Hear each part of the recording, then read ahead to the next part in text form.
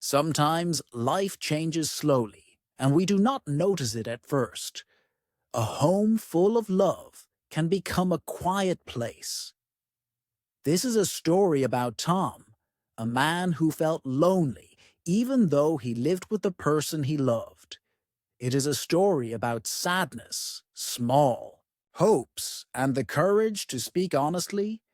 My home felt very quiet for a long time, like the walls heard more from me than my wife did.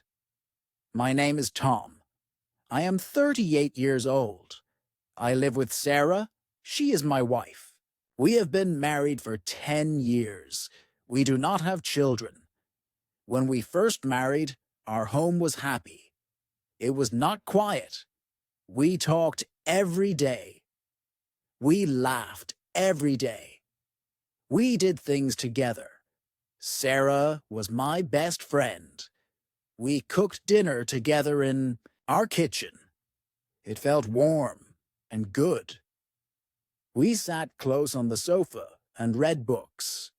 Our life was good together. But after some years, our home became quiet. Sarah's work became very big. It took all her time. She worked late in the office. She came home late. She was very tired. We stopped talking much. We stopped laughing together. Every evening, I cooked dinner alone. The kitchen felt empty. We ate dinner. It was very quiet. Sarah looked at her phone or her computer. I read a book. We were in the same house, but I felt very far from her. I felt lonely. I felt like Sarah did not see me. I tried to talk to her. I asked, "How was your day?" She said, "Busy." I asked, "Do you want to watch TV?" She said, "Maybe later." But later did not come. I felt a big distance between us, like a wall was growing. My heart felt heavy. I thought, is this my life now? Just quiet? I felt sad inside our home. I started to walk outside after dinner, just to be out of the quiet house. The streets were dark. The lights looked soft. I walked and walked.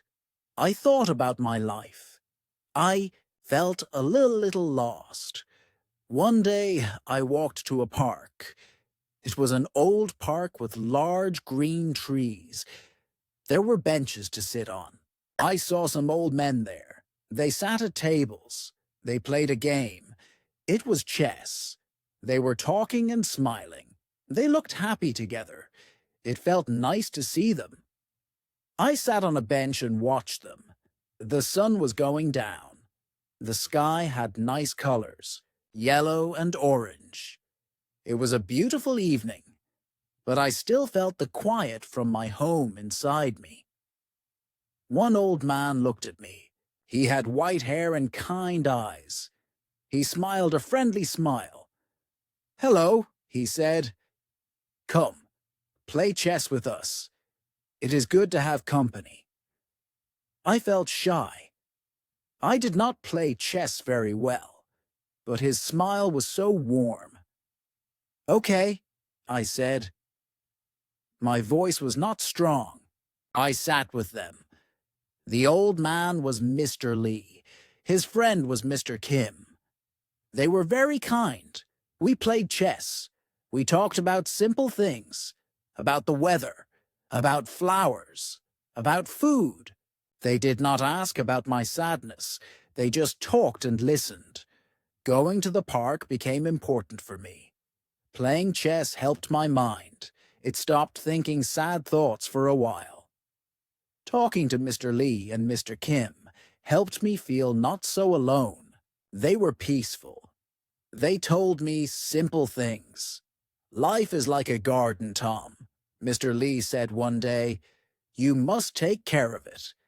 These times in the park were small but good, like a little bit of sun on a cold day. They helped me feel a little better. I started to see colors again. The green of the trees, the yellow of the sun. I felt that maybe I was not a shadow.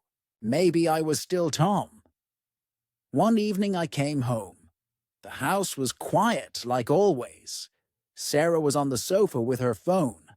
The quiet felt heavy. For a moment I wanted to hide, but I thought of the park, of the friendly faces. I sat next to Sarah, on the sofa. It felt strange, close, but far. My heart was beating fast. I looked at her. I saw she was tired. "Sarah," I said. My voice was not loud. I feel lonely here, in our home." Sarah put her phone down. She looked at me for a long time. Her eyes looked surprised. Then they looked sad. "Why, Tom?" she asked. Her voice was soft. I said, "We don't talk. We don't laugh. We are in the same house, but I feel like we are strangers now. Like you don't see me." Sarah was quiet. Her eyes were on my face. Then she said, "Oh, Tom, I am so sorry." She put her hand on mine. Her hand felt warm. "My work. It took too much. I was so tired. I did not see this. I did not see you were unhappy." I felt tears in my eyes. A little bit of the heavy feeling started to go away. "I miss you, Sarah," I said. "I miss us together." She held my hand more strongly. "I miss you too, Tom," she said. That night we talked. We talked for a long time. Not about work. About us, about when we first met, about happy times, about how our home became quiet. It was hard to talk about these things, but it was good. It felt like we opened a door between us. Things are not perfect now. Sarah is still busy sometimes. But we try to make our home less quiet. We try to talk more. We eat dinner without phones sometimes. We go for a short walk together on weekends. We talk about small things, about our day. I still go to the park. I still play chess with Mr. Lee and Mr. Kim. They are good men. They showed me that simple things can help a lot. I learned something important. I learned that I must speak about my feelings. It was difficult, but it helped. I learned that love and feeling close need care.